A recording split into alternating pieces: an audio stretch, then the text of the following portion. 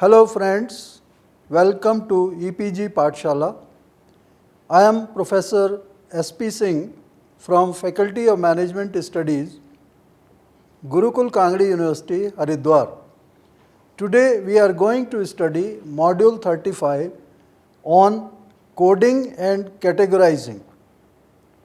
After you have finished this module, you shall be able to know the grounded theory coding.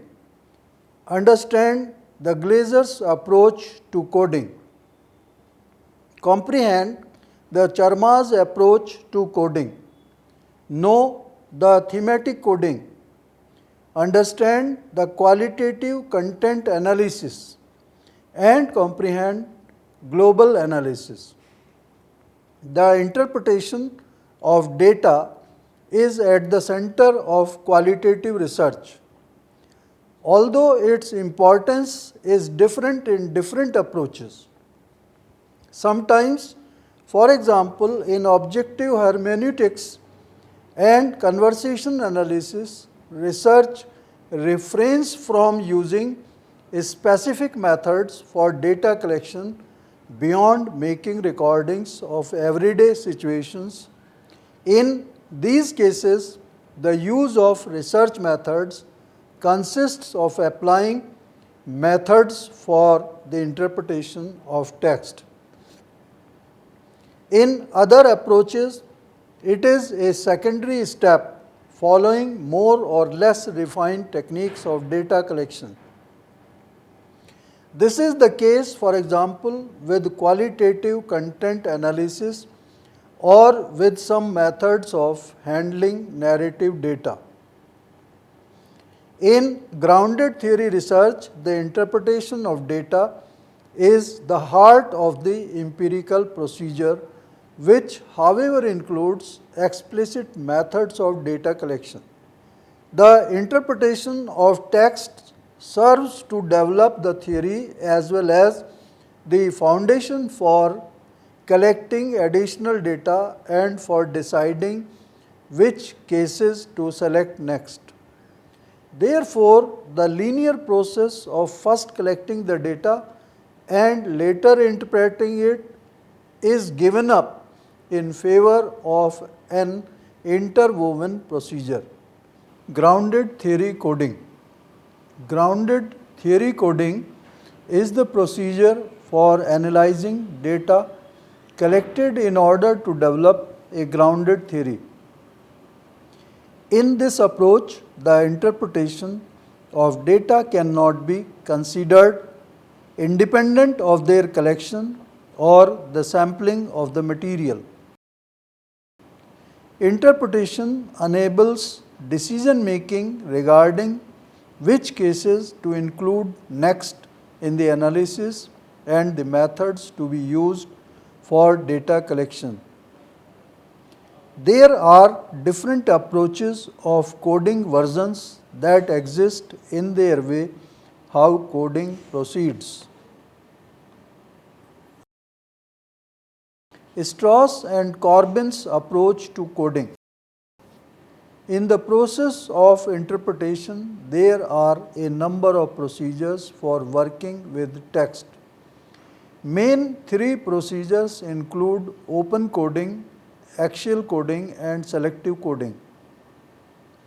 The researchers advance from one position to another if needed and combines procedures in dealing with texts.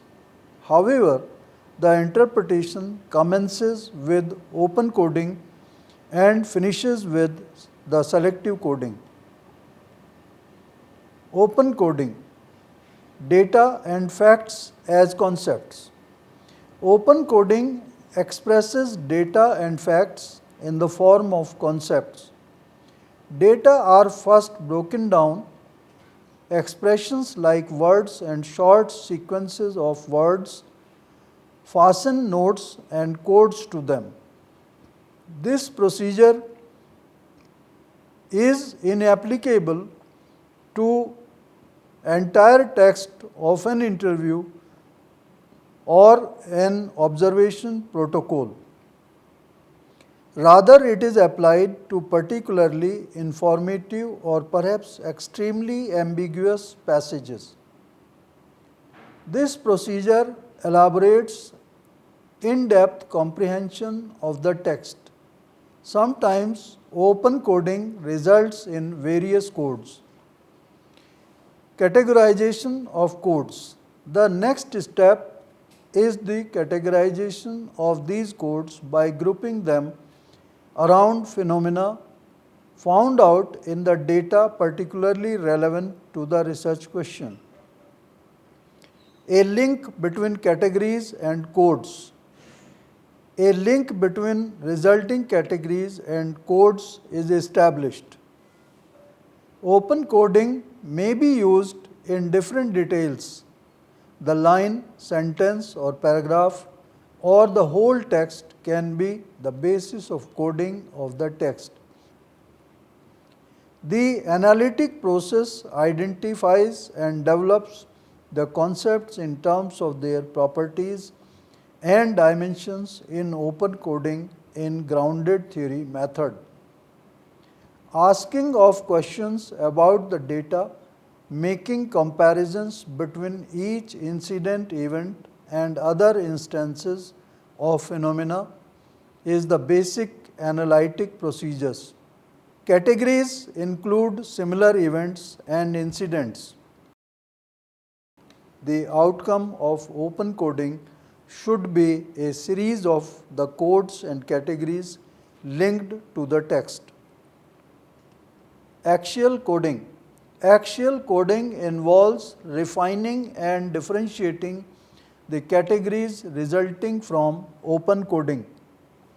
The axial coding, the relations between categories are worked out with great care and detail. This model clarifies the relations between a phenomena, its reasons and outcome, its set of circumstances and the strategies of persons involved. The concepts included in each category can become a phenomenon for this category, the context or conditions for other categories, or for a third group of categories, and a consequence.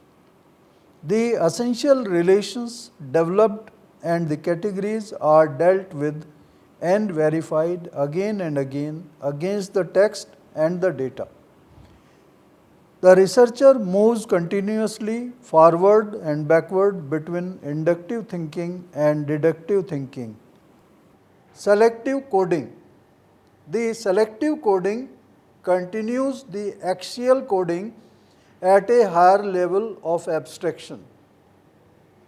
The development and integration of selecting coding is elaborated in comparison to other groups and focuses on potential core concepts or variables. This then leads to formulation of the story of the case. The central phenomena of the study as a case and not as a person or a single interview is conceived. This formulation aims to provide a concise description of the story and the case. A concept is tied to the major phenomena of the story and connected to other categories. The features and dimensions of the core category are developed and connected to other categories by applying the portions and associations of the coding paradigm. The aim of the analysis and the development of theory is to find out patterns in the data and the conditions under which they apply. Ultimately, the theory achieves greater detail and verified against the data. The procedure of interpreting data terminates at the point where theoretical saturation is attained. Glazer's approach. Glaser and Strauss think similarly when analyzing the material. Glaser criticized Strauss and Corbin's coding paradigm and the idea of axial coding. Mainly, he visualizes this as imposing a structure on the data instead of identifying as the structure emerging from the data and the analysis. In his version, open coding is the beginning step too, but then he advances in a different way. These codes are grouped as coding families which serve as points of supplying information for defining codes and providing direction for identifying new codes for a group of data. The third stage is again selective coding. However, he criticizes the lack of internal logic in the set of coding families and states that there is a lot of background knowledge implicit to the families. Charma's approach to coding in grounded theory research. Kathy Charmas is currently one of the leading researchers in the field of grounded theory. She developed an alternative view of the procedure in the development of grounded theory. Charmas suggested doing open coding line by line as it helps to refrain from imputing motives, fears, or unresolved personal issues to respondents and to collected data. After line by line coding at the beginning, she continues by exploring some of the resulting codes more deeply. The second step is called focused coding. These were the two codes avoiding disclosure and assessing potential losses and risks of disclosing. All three versions treat open coding as an important step. The theoretical saturation is seen as the goal and end point of coding. They all base their coding and analysis on constant comparison between materials, cases, interviews, statements, etc. Glaser still holds the idea of emerging categories and discovery as epistemological principle. Charmas sees the whole process more as constructing grounded theory. All see a need for developing also formal categories and links. This method aims at a consequent analysis of text. The state of being combined of open coding with more focused procedures is capable of adding to the progress of a deeper knowledge of the content and expression of the text farther than a mere restatement of the text and make a summary of it. The interpretation of text here is methodologically realized and manageable.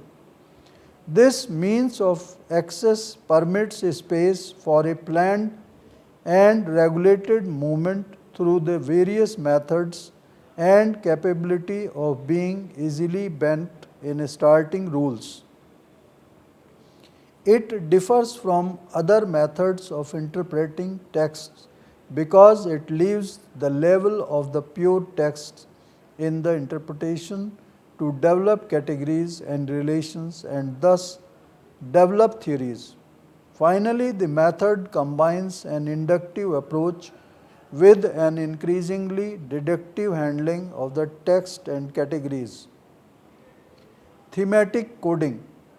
Thematic coding is developed for comparative studies in which the groups under study are received from the research question and thus set forth a priori. The research issue is the social distribution of perspectives on a phenomena or a process.